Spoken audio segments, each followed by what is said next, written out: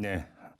지난 주말 내내 논란의 한가운데 섰던 인물이 있었습니다. 장제원 자유한국당 의원의 아들이자 노엘이라는 이름의 래퍼로 활동 중인 장영준 씨인데요. 이 장 씨는 지난 7일 토요일 새벽 서울 마포구에서 음주운전을 하다가 오토바이 운전자와 충돌하는 사고를 냈고요. 그런데 사고 후에 운전자 바꿔치기 의혹이 일어나면서 논란이 거세지고 있습니다. 정치권 일각에서는 장제원 의원의 사퇴 요구까지 나오고 있는데요.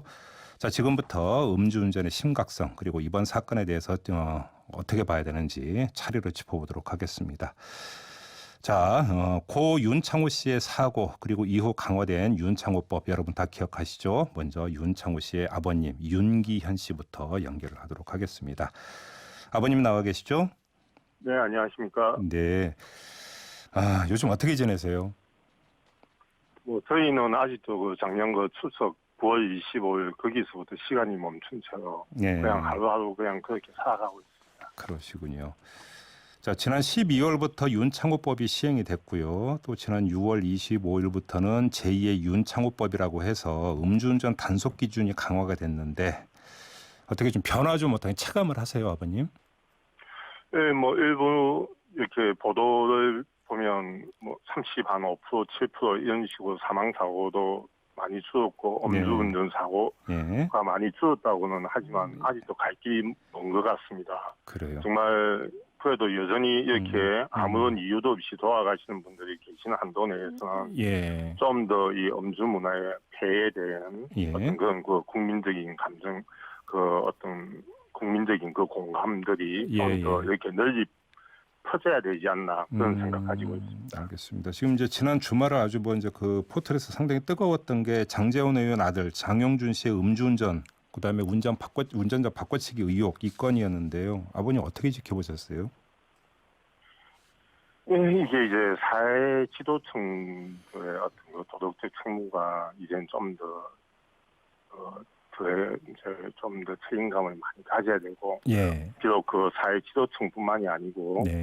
가족들이라든지 이런 모든 사람들이 어떤 무거운 사회적인 이 도덕적 책무에 대해서 책임감을 이제 좀 가져야 될 때가 아닌가 그런 생각 가지고 있습니다. 알겠습니다. 운전자 바꿔치기 의혹은 그러니까 둘째로 그러니까 이건 더 이제 수사가 진행이 돼야 되는 부분이니까 일단 심표를 찍는다 하더라도 지금 보도에 따르면 그 장영준 씨 측이 합의를 하자 1,000만 원 제시했다 이런 보도까지 나오고 있는데요. 이건 어떻게 봐야 될까요, 아버님? 이제 어떤 이 동승자 바꿔치기라든지 이런 부분들도 저희들이 이제 이 동승자 처벌 규정을 좀 더 엄격하게 이렇게 적용을 하면 자기도 처벌받는 입장에서 바꿔치기까지 하자면 그런 부분들에 있어 가지고 좀 이 동승자 처벌 규정이 좀 더 엄격하게 적용이 되고 일본 같은 경우는 심지어 이제 이렇게 술을 판매한 업주까지도 어떤 문제가 된다고 할 정도니까 그런 부분에 있어 가지고 좀 더 엄격하게 법에 적용이 돼야 될 것 같습니다. 예.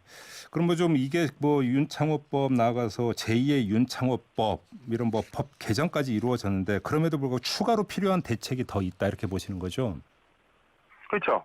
동승자 처벌 규정이라든지 혹은 이제 어떤 대법원 양형위원회에서의 어떤 법의 양형 기준이라든지 이런 것들도 좀 더 지금도 조금 사망 사고에 있어서 3년 이상이라는 이걸 자체가 아직도 낮다고 생각하시는 분들이 많이 계시거든요. 형량 말씀하시는 거죠? 네네. 사망 사고에 있어가지고 살인죄에 적용하는 5년 이상의 어떤 양형 기준이라든지 이런 것들이 좀 더 재조정되고 이제 어떤 음주운전 단속도 이렇게 예고된 특별 단속이 아니고 365일 정말 이렇게 상시 단속이 돼야만이 이런 음주운전이 조금 그렇다고 해서 완전 근절은 안 되겠지만 정말 많이 좀 더 줄어들지 않을까 그런 생각을 합니다. 알겠습니다.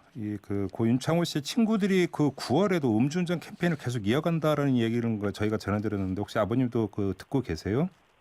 네, 한국도로교통공단하고 혹은 경찰서하고 연계해서 그런 캠페인이라든지 이런 데는 친구들이 적극적으로 임하고 있는 걸로 알고 있습니다. 알겠습니다. 이제 내일 모레 이제 추석 명절이 시작이 되고 아마 이제 많은 분들이 이제 운전대를 잡을 것 같은데, 그러니까 이런 분들이 꼭 그러니까 당부하고 싶은 말씀이 있으면 한마디 부탁드리겠습니다.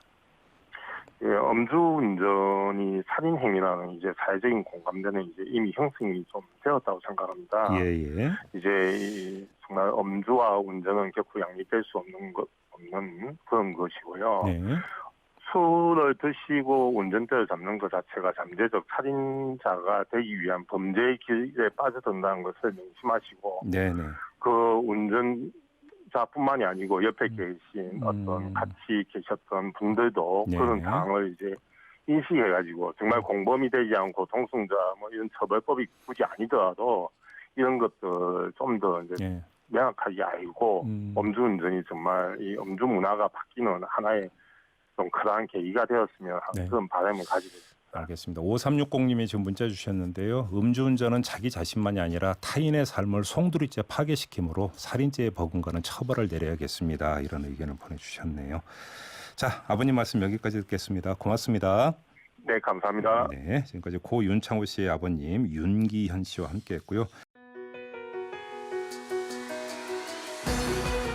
이슈의 핵심을 꿰뚫는 예리한 시선, 믿고 듣는 진품 시사 김종배 시선 집중.